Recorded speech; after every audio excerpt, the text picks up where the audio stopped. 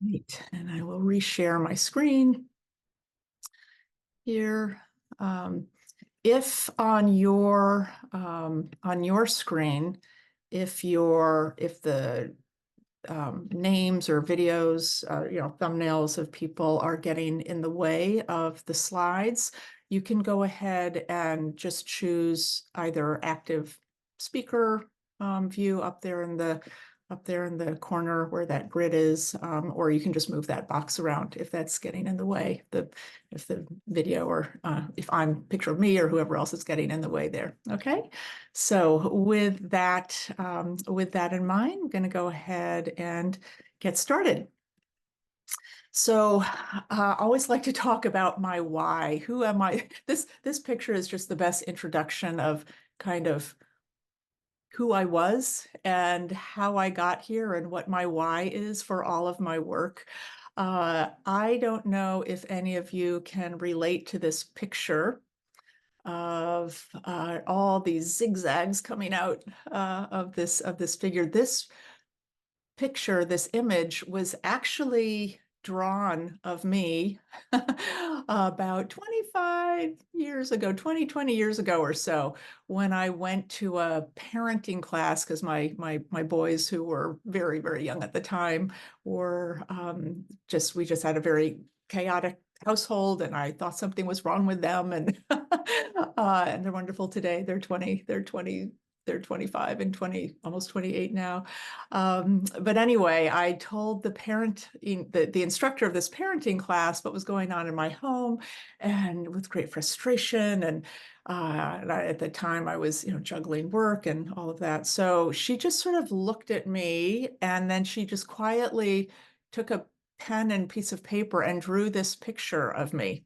Well, she drew this picture and she said, "This is you, and those zigzags are the stress energy that you are exuding into your environment, and it's contagious."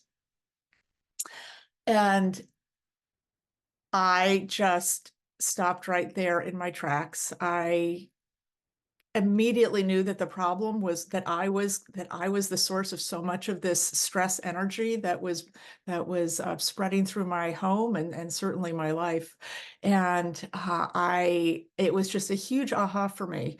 And sadly, though, even with that awareness, it took about another 10 years before I actually learned how to erase those zigzags.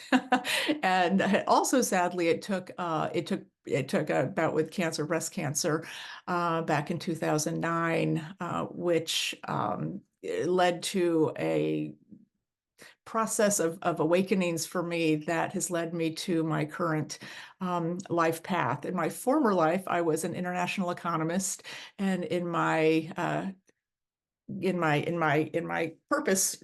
full purpose-driven life, now I am the founder of Damsel Wings LLC, where I bring a range of programs and practices that help people give the people the tools that they need to erase the zigzags, all of the stress energy, that energy that's generated by negative emotions in their lives. So I do this in a variety of ways, and in a variety of different types of programs. But when I was introduced to the mental fitness program, that was developed by Shirzad Shamin, and in his book, and he describes in his book Positive Intelligence, I found a program that I could offer my clients that was in complete alignment with all the other work that I do. I do a lot of morning programs, very early morning programs, to help people cultivate daily practices to support mindfulness and increased focus and clarity. And not everybody can do a 7 a.m. program, or not everybody can do, an intensive full 2-day program. So the mental fitness program is just a perfect addition to my offerings, and I'm excited to tell you about it. So, what is mental fitness? What are we talking about when we're talking about mental fitness? We are talking about how to grow the three core mental muscles to thrive in challenging times. So not only to come back to, not only to survive, but really to how do we take what we're experiencing in the moment, even when that's challenging, and build that into the skill sets and awareness that will take us even further as we move ahead. So mental fitness can be defined as as our capacity to respond to life's challenges with positive rather than a negative mindset. And the impact is peak performance. And I'm not just talking about, I mean, at work, this can be in anything, however you're showing up in your life, whatever your particular purpose is in this particular life chapter. So peak performance, peace of mind and wellness, greater sense of wellness, and also healthier relationships. So all of the practices that we develop over the course of this program, these are the impacts.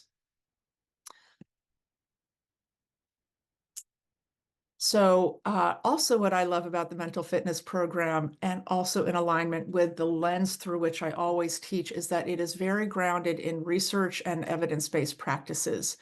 Shirzad has done deep research into the impacts of his blended program, where it takes it's really a synthesis of recent discoveries, up to date research in this whole range of areas: neuroscience, cognitive behavioral psychology, positive psychology, and performance psychology. And he has combined this into a very robust program that is delivered through an app and facilitated by a coach in weekly live sessions, which I'll tell you more about in a bit.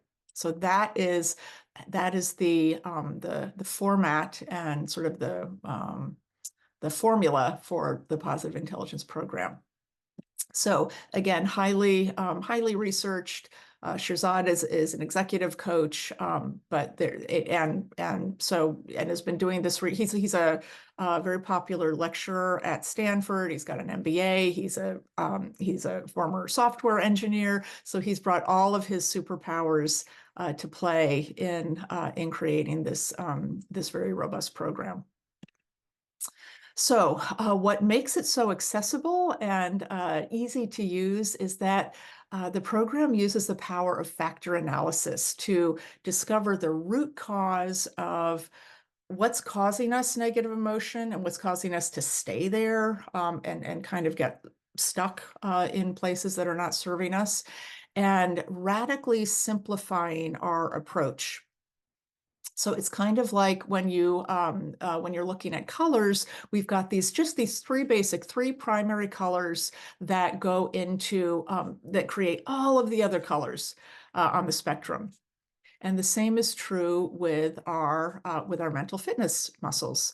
So through the research and the design of the program, we are looking at these three core muscles that are at the root of mental fitness. The first is our saboteur interceptor muscle, and I'll tell you in a minute what saboteurs are. The next is our sage muscles.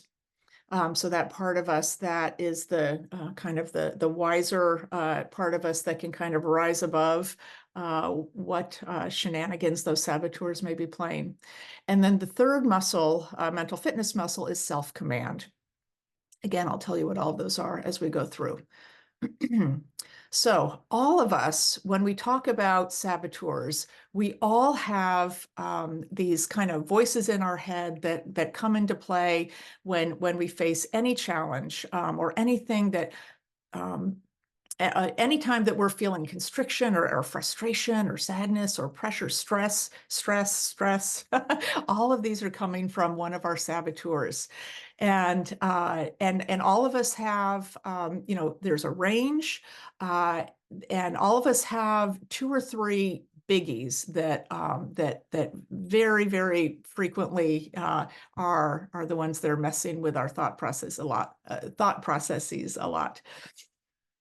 And then in opposition to those saboteurs that keep us in negative emotion, we also have these 5 sage powers that we can bring on to intercept those saboteurs, to quiet them down, and to shift intentionally into positive emotions that will take us so much further than any of our saboteur thinking will do.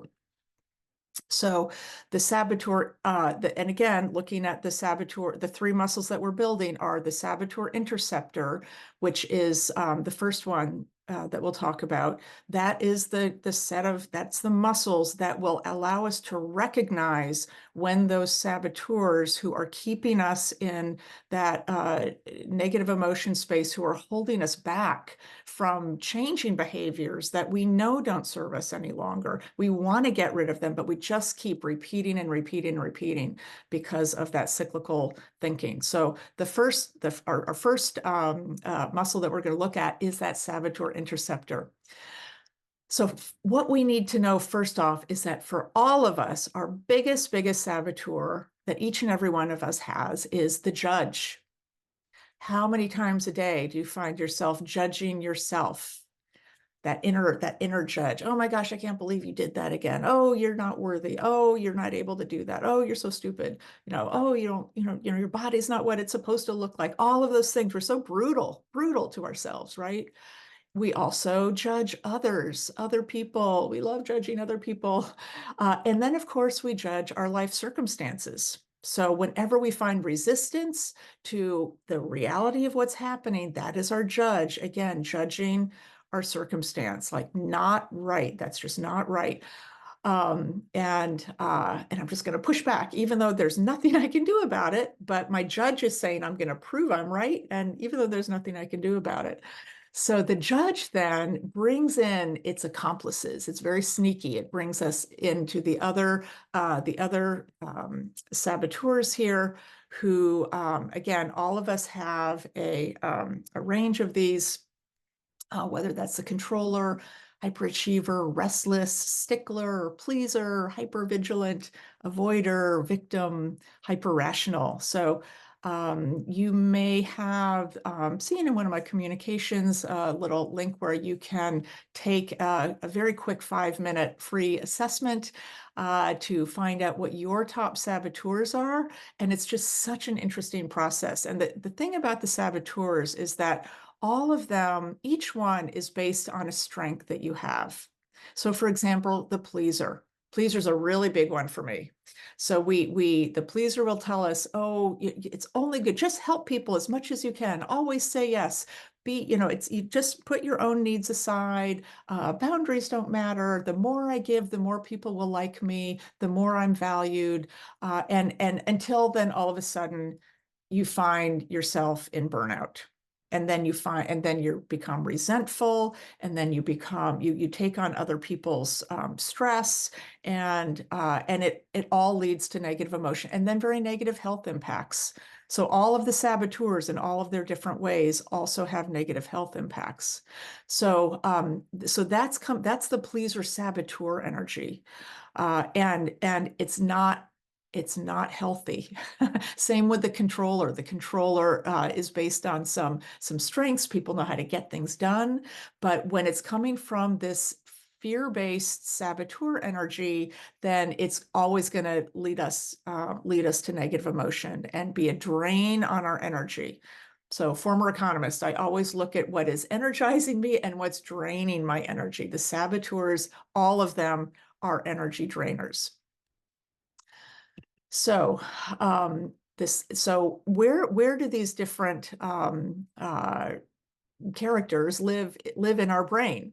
So the saboteurs those are all activated in our brain's limbic system. The parts of the left brain, I mean, it's a myth that we have this left brain and right brain, but generally the networks involved in where our emotions are held, our body's alarm system is based in this area of the brain.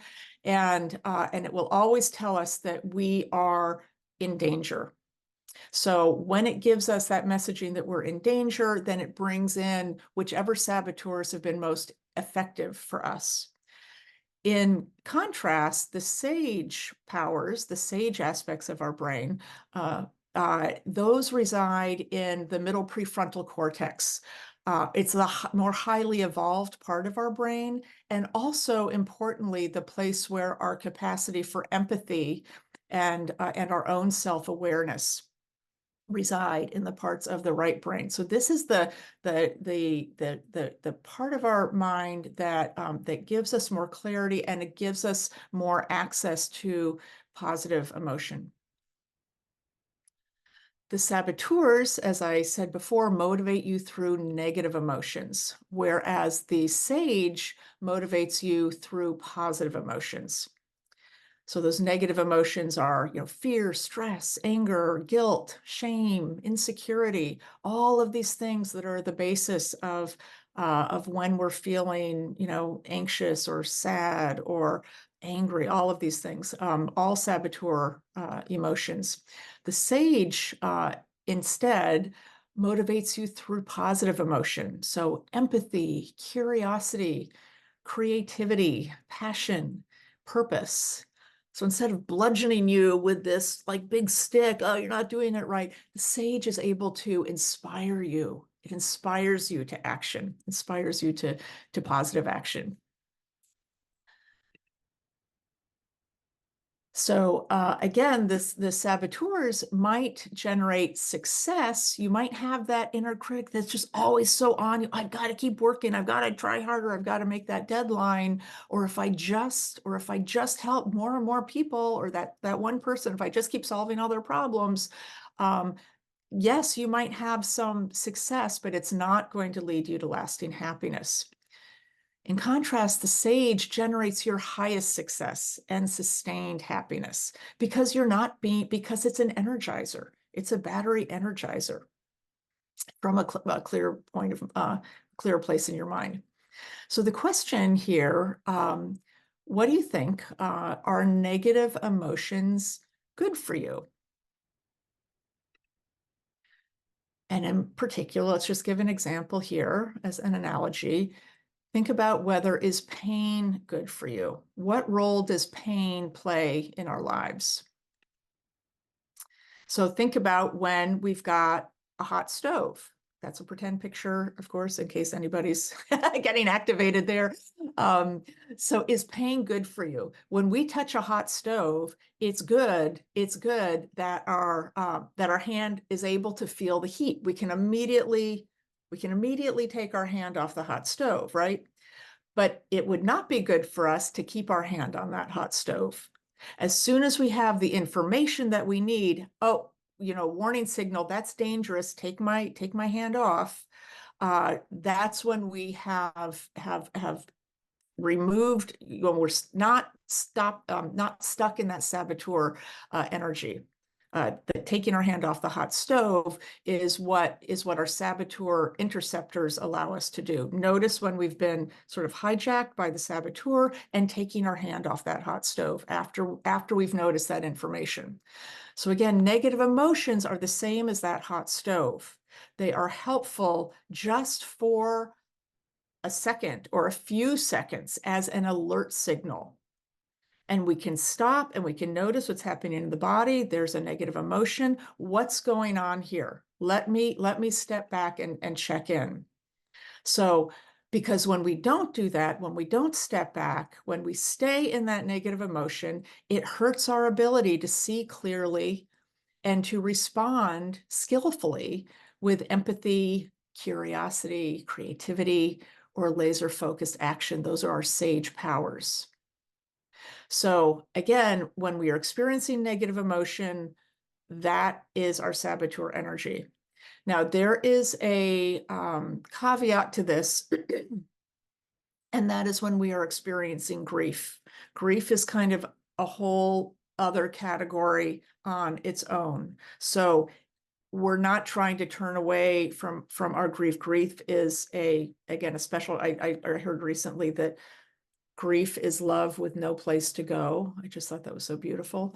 But so we're not, of those negative emotions, we're not talking about grief with this. But for most things, if I find constriction in my chest, let's say I got an email that made me really mad and I'm about to hit reply with some snarky response. That's a situation where I step back. I'm going to step back and check in. What's going on here? So we've talked about that intercept saboteur, that's stopping, pulling your hand off the hot stove, and the skill sets and the practices to be able to do that skillfully. And now let's move into the sage. Like, what can we choose? What path can we choose instead of that saboteur energy? So the sage, instead of that, living in that kind of reptilian area of our brain that the saboteurs live in, that instead of that warning system, that always high alert danger area, the sage lives in the area of the brain associated with positive emotions, peace and calm. Who doesn't want more of that? Clear-headed focus, creativity, and it allows us to get this big picture, that bigger picture perspective. So that is where those are the networks of the brain, the parts of the brain that we want to have online, that we want to be having, behind the steering wheel of our lives. And it operates from the sage perspective. So what is the sage perspective? The sage perspective is our starting point whenever we are experiencing a setback or a challenge. We can notice we've been hijacked by okay, it's something bad, quote unquote, bad has happened in our lives, and we can step back and say, and intentionally shift into the sage perspective. So what is that? Sage perspective means that every outcome or circumstance can be turned into a gift and an opportunity. So very quickly, great example of this is an ancient Zen story about a farmer who he raised horses, and he had one day, he had a bunch of horses. One day somebody left the gate open, and all of the and his prize stallion got left. His prize stallion escaped, and all of the villagers came and they said, "Oh my goodness, we're so sorry. What bad luck. That's just terrible, terrible luck. We're so sorry." And the farmer said, "Oh, maybe it's bad, maybe not. Who knows? Who knows?" So the escaped stallion ran into the countryside, and it actually came across a herd of wild mares. He makes friends with the mares. He's a good-looking stallion. He wrangles all of them up, and they all come back together, doubling the number of horses that the farmer had. So, and the villagers come back and say, "Oh my goodness, you're so lucky. Oh, what a wonderful outcome. You're going to definitely be prosperous. What an excellent outcome for you." And the farmer said, "Well, I don't know, maybe, maybe not." And so then the son of the farmer was in the process of training, of taming one of the wild horses. And in the process, he gets thrown off one of the wild horses, and he breaks his leg. And again, the villagers come and they say, "Oh, what bad luck. Oh, your son. Oh, that's terrible. You've lost your help. Terrible, terrible situation. We're so sorry." And the farmer said, "Well, maybe, maybe not, maybe good, maybe bad, who knows?" And then the emperor in the country declared war on the neighboring, or in his district, declared war on the neighboring district. And they came around and they took all of the able-bodied young men to fight in the war. But the son, whose leg was broken, was not conscripted to fight in the army. So again, you get the point. In every situation, maybe it's good, maybe it's bad, and maybe you can think of very challenging situations in your own life that have led to some of these lessons. So The question is, which perspective is true? The saboteur perspective that this is bad, or the sage that this is a gift? And you can apply this to any life challenge that you have of your own. And the answer is whichever you believe becomes true. So if your default is to always just focus on all the bad outcomes, whatever the situation is, yeah, that's going to be a bad outcome for you because it's going to keep you stuck in that negative, hijacked by those negative emotions. If you're able to immediately turn to that sage perspective of, this is a gift, or I know this has the potential of a gift down the road, even if I can't see it now, that is what will become true as well when we are on the lookout for that. So we've looked at the saboteur interceptor muscle, we've looked at that sage muscle, and next we are coming into how do we build what we need, how do we build our ability to see that sage perspective, to access that sage perspective. We need the mental muscles to do it. We need our self-command muscles to be able to turn away intentionally from that saboteur perspective and lean right into the sage perspective. So the way we do that is through these just 10 seconds of, so PQ reps. So PQ means, it's Shirzad's term for, it's your positive intelligence quotient.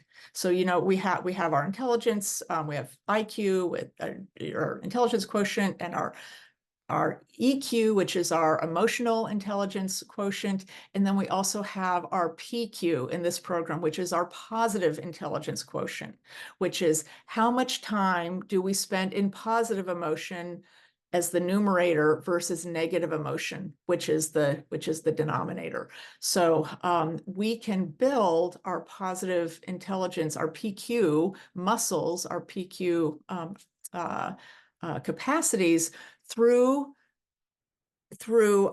very brief, I would call them, because because my work is all through a mindfulness lens, I call this a little mini mindfulness practice. You will not hear the word mindfulness in the mental fitness program. Mindfulness is one type of emotional intelligence training. And meditation is a particular type of PQ rep. So I'm just going to take you through a 10-second PQ practice here that activates those neural networks that get stronger the more they are activated. We know from neuroscience that what we think, do, and pay attention to changes, get stronger in our brains. So through this process of neuroplasticity. So we're going to do a few neuroplasticity practices here. So I'll invite you just to close your eyes if you're comfortable, or just looking down with a nice soft gaze. And you don't even have to just close your eyes either, but just settling in with a nice deep breath, really sensing into the feel.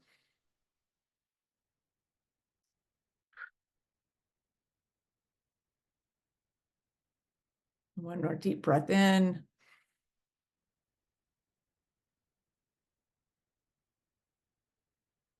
And out. And then one more deep breath in.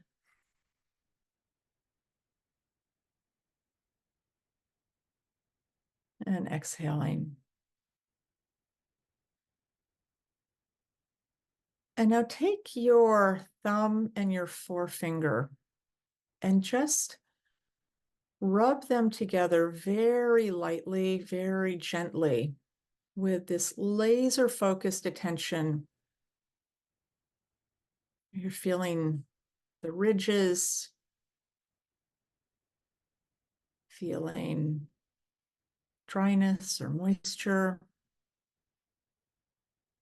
temperature.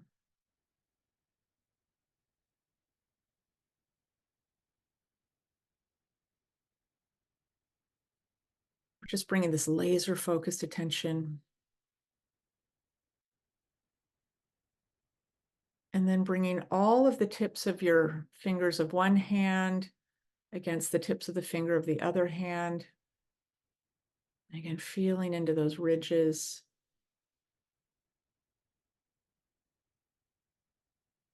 And drawing the tips of fingers of one hand down the fingers and palm of the other. And back and forth very lightly, just noticing the full sensory experience of the sensation of touch.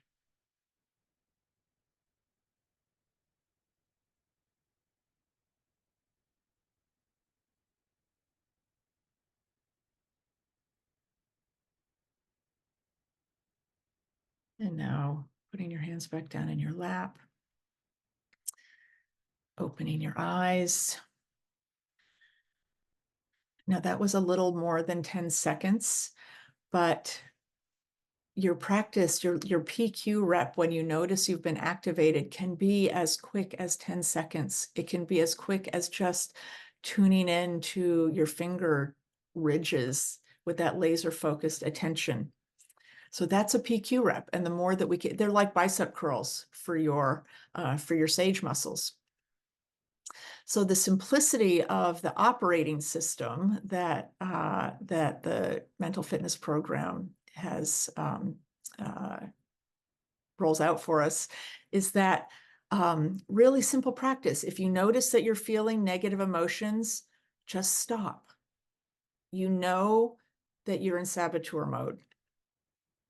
Next, do some PQ reps to quiet saboteurs and activate your sage. And the app, in the app, you have a whole gym worth of different types of PQ reps, which is really, really fun to play with. And then we assume the sage perspective that every problem can be converted into a gift and opportunity. And by doing that, we generate that gift when we bring in the sage powers that our PQ practices activate for us. Instead of judgment, we can bring in empathy and curiosity. Instead of feeling like we have no way out, we can bring in our creativity, access this infinite well of creativity that all of us possess. And we can do all of that from this place of calm clarity and really this confidence that our practice instills in us.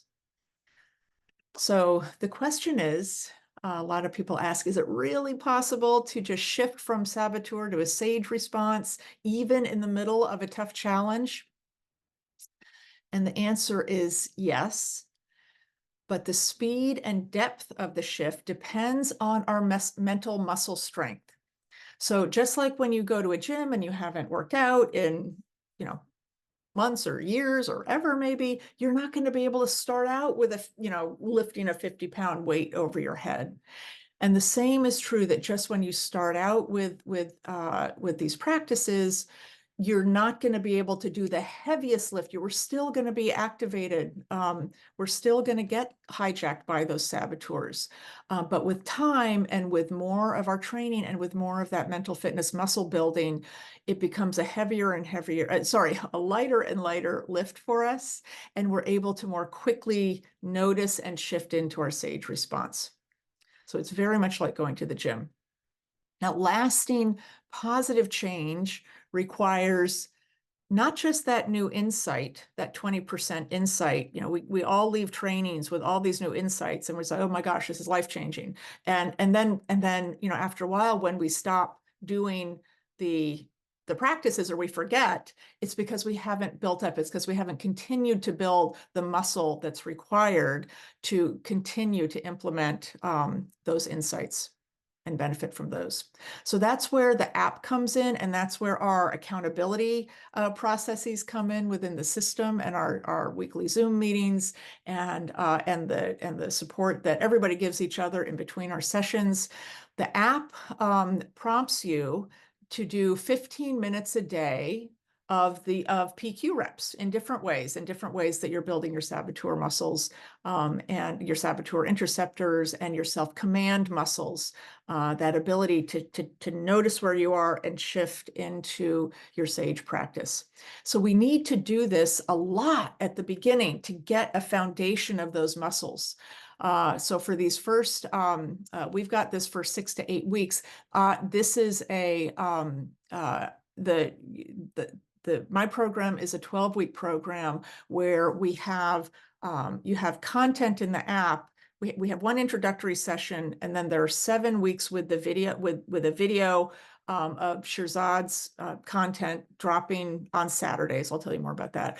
And then we have an additional 4 weeks for integration. So we're doing our PQ reps all throughout that whole time to really build in that muscle. And you can't defeat a gang of 10 bands. You've got all these saboteurs coming in. You need to send just more than one fighter per day. We have to be reminded, and the 15 minutes is kind of chunked through, spread throughout the day. So again, success requires this intense initial practice to build up that muscle. So the program requirements, as I just mentioned, we've got 12 weeks of weekly Zoom sessions. They are 50 minutes long. I always recommend that you plan for an hour just to in case we need a little more time sometimes. So again, we have that one intro session for my next session coming up. Our intro session is on Monday, this coming Monday, the 21st. And then we have those the first video drops on that following Saturday, next Saturday, and then we have the 4 weeks of integration, which includes the deeper coverage, particularly of the sage powers. We spent a lot of time on the saboteurs during the video content, and then those extra 4 weeks we're bringing in more of our sage work as well. You've got the whole weekend to watch the video, and it's an hour, but it's chunked up again, so you can watch it in segments in advance of our Monday program. You've got the 15 minutes a day of practice on the app, and you have 8 chapters of the Positive Intelligence book that is the PDF is provided online to read along in conjunction with our work. And then through the app, I will continue to be your mental fitness coach. You have the app this says for an entire year. That is, there's a continuation program, but you have the app. You have the app for a year, and your pod that you are in. This is, these are in very small learning pods with other accountability buddies, so to speak. So those are the requirements. And really what I love most about this program is that it brings in community and accountability. We are not alone in this. So if you want to go fast, this is an African proverb, I love it. If you want to go fast, go alone. And you're probably sure to stumble anyway. And if you want to go far, go together. And so my purpose work in everything I do is to be your accountability buddy during these really life-changing opportunity. I've had so many amazing clients reporting just really, I mean, their lives have changed, and you can read more of those testimonials at damselwings.com on my mental fitness coaching page. And again, just a final slide here. These are the logistics. You can find the details again of the program on mental fitness coaching, Damsel Wings Mental Fitness Coaching. The deadline to register for my next program is Sunday, January 21st. And again, that first intro session is on Monday. First weekly video available next Saturday. And to enroll, all you need to do is email me at martha@damselwings.com with an "I'm in" the subject line, or you can send me a chat here in the text. And I'm realizing here you're probably all wondering what the price is. So I received $1,200 for your participation in this program. And again, gives you access to the 12 weeks of accountability with me, and not only in those Zoom sessions, but in between, as well as the app for a year. And so the value of that, the question to ask yourself is, if you knew that there was a way for you to take your life, how you want to show up in the world, to the next level in terms of your own self-command, in terms of the number of minutes that you are spending in positive emotion versus negative emotion, what would that value be for you? So if you have further questions, you are welcome to, I'd love to talk to you in a one-on-one call. Happy to do that as well. You have the Calendly, my scheduler is there on the screen too. So with that, I am going to stop sharing my screen with a big thank you to people who are watching the recording. Hope to hear from you.